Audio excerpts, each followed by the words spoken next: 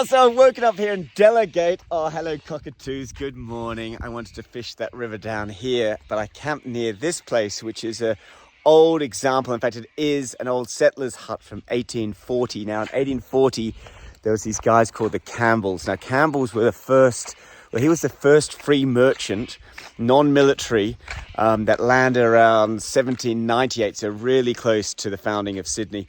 He landed in Sydney and he was a merchant there. Anyway, he came down to Delegate. Now, that's a long way from Sydney. And he came down here and he built, not this whole thing, but part of it's been restored over the years. And they've restored it into this exact replica. Come and we'll have a look at it. It's a bit dark in here. If you come in, it's a single slab made of cut wood. This is the sort of stuff we'll be camping in the high plains, and we'll be seeing more of this. Big fire at the end.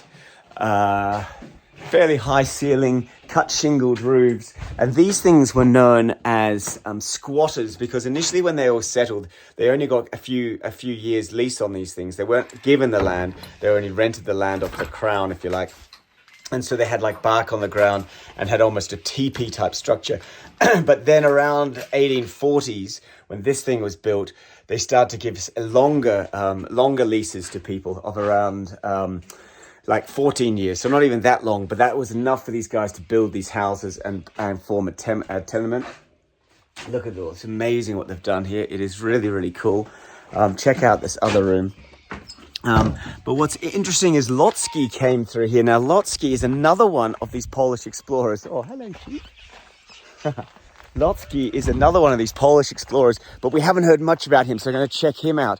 He came down, like you've got Leichhardt up the top that we spoke about. You've got Strzelecki, my hero, that came down, Kosciuszko, everything else that we spoke about the other time. But Lhotsky came down around 1840, and he mapped a lot of this area coming into the snowy high plains and the snowy mountains, which is exactly where I am now. So I'm on the Victoria, New South Wales southeast border, snowy mountains, snowy ranges. You've got the Snowy River just to my west a little bit. Here, let's check out this other room.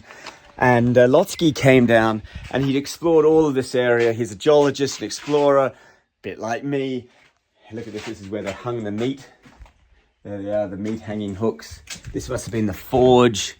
This is where there's a basin. I mean, these things would have taken so long to carve and move. And over the years, look at these huge billows they've got down there. Can you see that? It must have had an ironworks in here. Anyway, so Lhotsky's one of these. I can't go to that room. It's locked.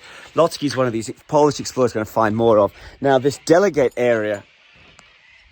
Oh, running out of battery. This Delegate area is also on a very important Indigenous songline that goes all the way from the coast and all the way up to Mount Kosciuszko. It also cuts through this area. Hello.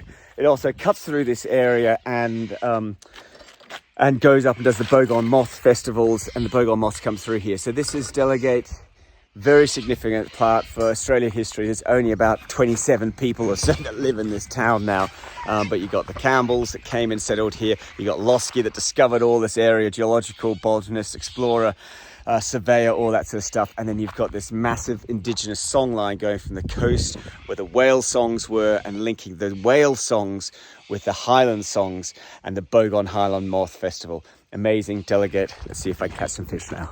All right, so I've just been looking up Campbell. What an amazing guy. So he was part of the Campbell clan in Argyll in Scotland. A huge clan, one of the biggest clans up there. But there was a massive financial crisis in late 1788 or something, like our global financial crisis. And they had to sell their entire castle and lands and everything else to the MacLeod family, who took over that area.